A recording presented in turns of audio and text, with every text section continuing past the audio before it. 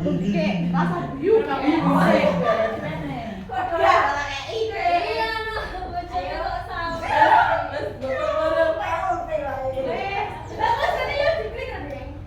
Assalamualaikum warahmatullahi wabarakatuh. Waalaikumsalam warahmatullahi wabarakatuh. Kenalkan saya Muhammad Binati Aisyah dari Kampung.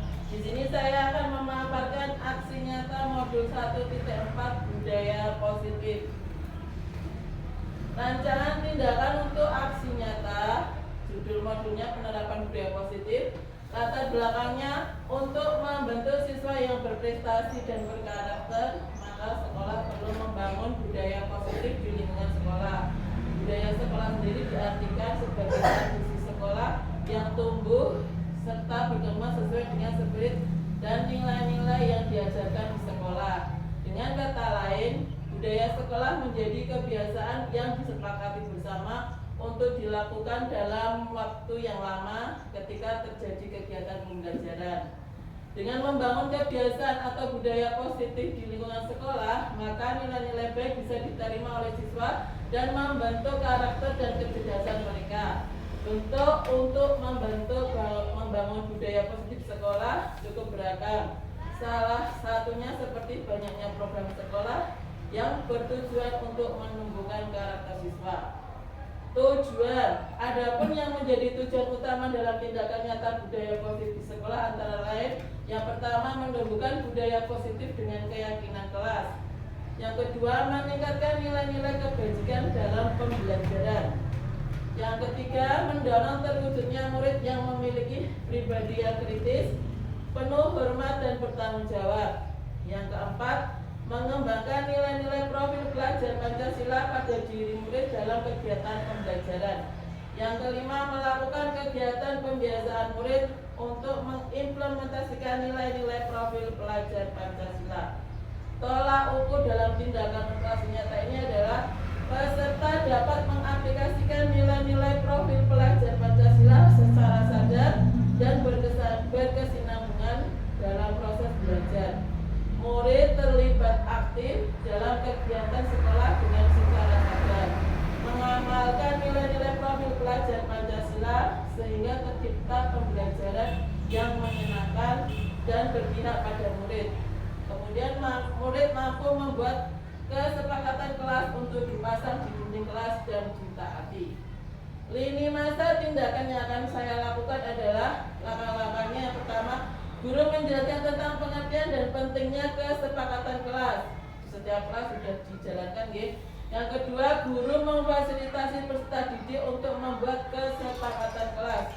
Yang ketiga, sosialisasi kepada seluruh warga sekolah meliputi kepala sekolah, guru, murid, dan tenaga kependidikan terkait disiplin positif kesepakatan kelas dan profil pelajar Pancasila dan praktek segitiga restitusi sebagai dampak pelanggaran kesepakatan kelas. Yang keempat, sosialisasi kepada seluruh murid baru tentang penumbuhan karakter dengan mengikuti kegiatan ekstrakurikuler dan pentingnya mengikuti kegiatan ekstrakurikuler sesuai minat. Yang kelima, mendokumentasikan setiap kegiatan ekstrakurikuler yang menumbuhkan, mencerminkan, dan membiasakan nilai-nilai profil pelajar Pancasila. Yang terakhir, menumbuhkan, menanamkan, dan membiasakan nilai-nilai profil pelajar Pancasila dan kegiatan ekstrakurikuler. Kemudian, dukungan yang dibutuhkan dalam aksi nyata budaya positif adalah kerjasama kepala sekolah, pendidik, dan tenaga kependidikan untuk dapat bersama-sama berupaya konsisten dalam menerapkan budaya positif. Yang kedua, kerjasama orang tua, wali murid untuk dapat menerapkan budaya positif di lingkungan rumah. Dan alat bahan yang digunakan untuk tindakan nyata adalah kertas, karton, post-it, double tape, spidol, laptop, proyektor, spanduk, kamera, dan lain-lain. Di sini digunakan untuk penyampaian budaya positif dan keyakinan kelas di kelas gitu. Kita akan membahas tentang budaya positif di sekolah. Ada beberapa budaya langkah-langkah atau tahapan budaya positif di sekolah. Yang pertama, perubahan paradigma belajar dari stimulus respon menjadi teori kontrol. Pada stimulus respon, kebutuhan semua orang adalah sama. Semua orang melihat hal-hal yang sama. Guru mencoba mengubah murid agar berpandangan sama dengan guru. Perilaku buruk siswa dilihat sebagai sebuah kesalahan guru. Guru bisa mengontrol murid dan model berpikir menang atau kalah. Untuk teori kontrol, kebutuhan semua orang tidak sama. Semua orang memiliki gambaran berbeda. Guru berusaha memahami pandangan murid. Perilaku buruk murid memiliki tujuan. Guru tidak bisa mengontrol murid dan model berpikir untuk menang. Yang kedua, disiplin positif. Ya, di sekolah kita dan kecamatan kita juga dalam kurikulum membahas tentang disiplin positif. Yang kedua, disiplin positif menumbuhkan disiplin yang didorong dalam diri anak tanpa hukuman dan hadiah. Jadi kalau memberikan hadiah itu tidak boleh. Keluarga memerlukan aturan dan batasan yang jelas tentang apa yang boleh dan tidak boleh dilakukan untuk kepentingan bersama. Selain itu, juga cara membentuk sikap mandiri anak sehingga fokus pada motivasi, refleksi terhadap kesalahan yang dilakukan, menghargai dan membangun logika yang bersifat panjang. Yang ketiga, membahas tentang kebutuhan dasar manusia. Seluruh perilaku yang dilakukan murid pada dasarnya memiliki tujuan tertentu. Murid memiliki kebutuhan dasar tertentu ketika melakukan suatu perbuatan. Yang pertama, untuk bertahan hidup. Yang kedua, kebutuhan cinta dan kasih sayang. Murid ingin diterima dan dihargai. Yang ketiga, kebutuhan penguasaan, yaitu kebutuhan pengakuan atas kemampuan murid. Yang keempat, kebutuhan kebebasan, yaitu kebutuhan akan pilihan. Yang kelima, yang terakhir, kebutuhan kesenangan, yaitu kebutuhan untuk merasa senang. Jadi siswa itu pengennya senang, nggak susah ya. Yang keempat, motivasi perilaku manusia menurut Jean Gosson. Ya. Yang pertama, untuk menghindari ketidaknyamanan atau hukuman, murid bertanya, apa yang akan terjadi apabila saya tidak melakukannya? Hal tersebut merupakan motivasi eksternal. Yang kedua, untuk mendapatkan imbalan atau penghargaan dari orang lain, murid bertanya, apa yang akan saya dapatkan apabila saya melakukannya? Hal tersebut merupakan motivasi eksternal juga.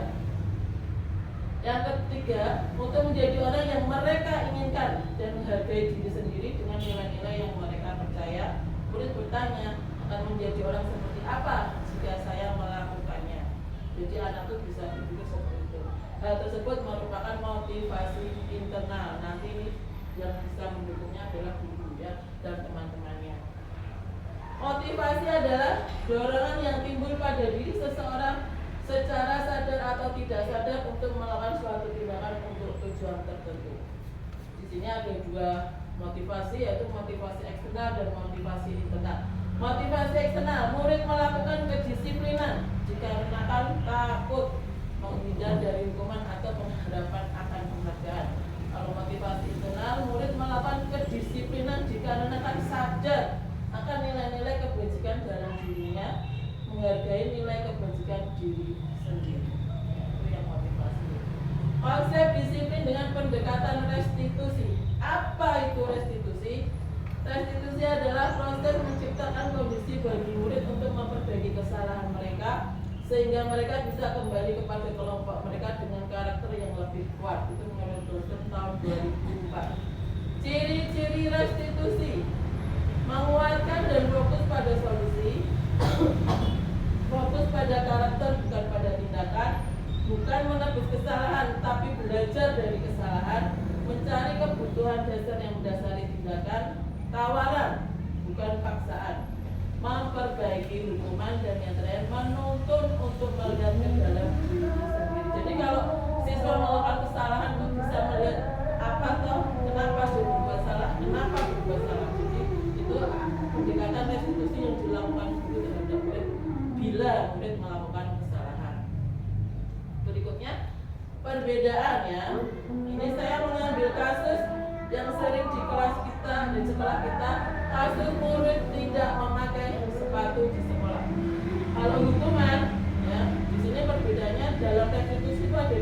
Ada hukuman, ada 3, ada hukuman, ada konsekuensi, ada restitusi.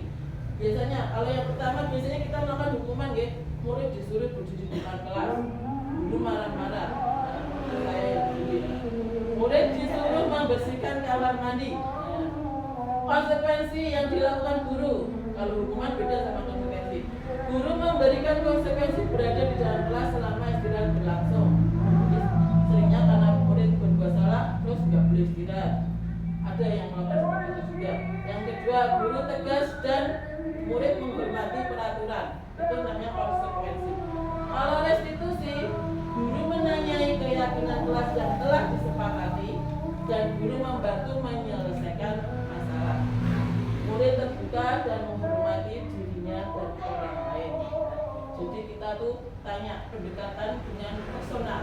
Jadi kita agak hukuman sama konsekuensi, hukuman tidak boleh dilawan, tapi kalau konsekuensi bisa restitusi. Tapi yang paling tepat adalah restitusi. Jadi kalau murid bersalah jangan dimarahi, tapi ditanyai dan didekati secara personal. Di sini 5 posisi kontrol. 5 posisi kontrol guru dalam melakukan restitusi yaitu penghukum, pembuat rasa bersalah, teman, pemantau, dan manajer. Ya. Penghukum, ya, yang penghukum. Contoh penerapan 5 posisi kontrol. Di sini saya mengambil kasus murid tidak memakai atribut lengkap saat upacara bendera hari Senin. Rata-rata banyak yang lupa nggak pakai atribut ya.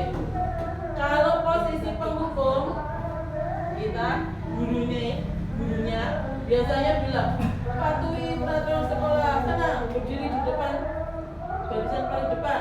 Seperti itu kalau penghukum. Kalau pembuat rasa bersalah, anaknya suruh maju di depan terus berapa kali ibu bilang sama kamu, ibu tuh kecewa sama kamu. Jadi itu anak merasa bersalah, malu juga ya. Kalau menjadi teman, kamu lah jangan seperti itu, ayo belajar teman yang baik, baru kelas datang. Jadi anaknya suruh balik dengan baik. Kalau pemantau, kamu sudah melanggar peraturan sekolah, kamu tahu konsekuensinya kan? Nanti saya cek lagi dan kerjakan apa yang seharusnya kamu lakukan. Jadi dinasihati, tapi tidak langsung dihukum saat itu juga. Kalau manajer, kita tanya dulu, apakah kamu tahu kesalahan kamu? Apa kira-kira pendapatmu bagaimana cara memperbaiki kesalahan? Nanti siswa akan berpikir dan akan menyadari diri sendiri, oh aku tuh salahnya seperti ini dan saya memperbaiki kesalahannya harus bagaimana. Ya. Itu contoh penerapan 5 posisi kontrol dalam restitusi. Yang keenam, setelah restitusi kita membahas tentang keyakinan kelas. Apa itu keyakinan kelas? Sesuatu yang diyakini bersama yang berasal dari penyatuan pikiran untuk menjadi nilai-nilai kebaikan untuk diturunkan di kelas. Ya. Contoh keyakinan kelas. Ya biasanya langkah-langkahnya kan kita diskusi dulu ya dalam satu kelas, menjaga kebersihan kelas, memakai sepatu kelas. Ini hal yang sudah disepakati ya. Hal yang sudah disepakati, contoh keyakinan kelas, menjaga kebersihan kelas, memakai sepatu di kelas, menghargai, menghormati, membantu teman, melaksanakan tata tertib kelas dan sekolah, melaksanakan tugas dari guru. Itu contoh keyakinan kelas. Tapi masih banyak lagi yang lainnya. Tergantung kondisi kelas kita masing-masing. Setiap kelas berbeda-beda ya keyakinan kelasnya. Bagaimana pembentukan keyakinan kelas? Ini langkah-langkah membuat keyakinan kelas. Tapi nanti setiap kelas itu berbeda langkah-langkahnya. Ini yang ada di kelas saya.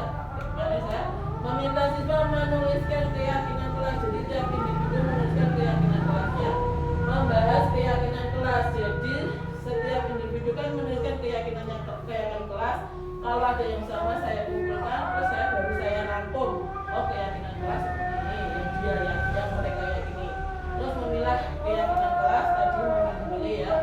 Mengubah keyakinan kelas menjadi kalimat positif.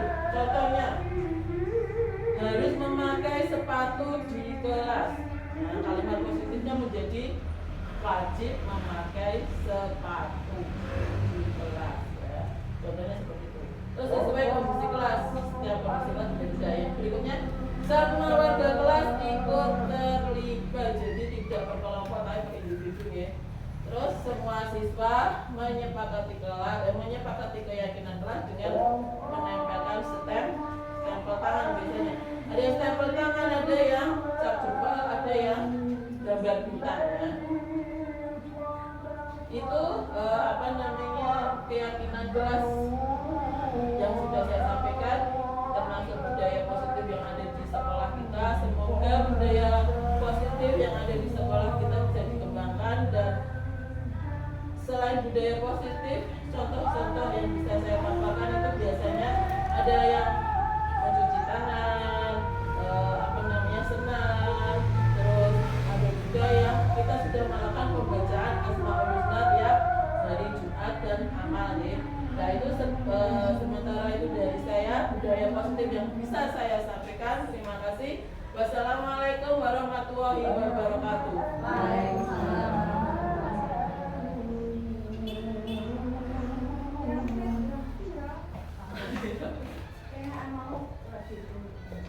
Kira-kira dong bawa bisa.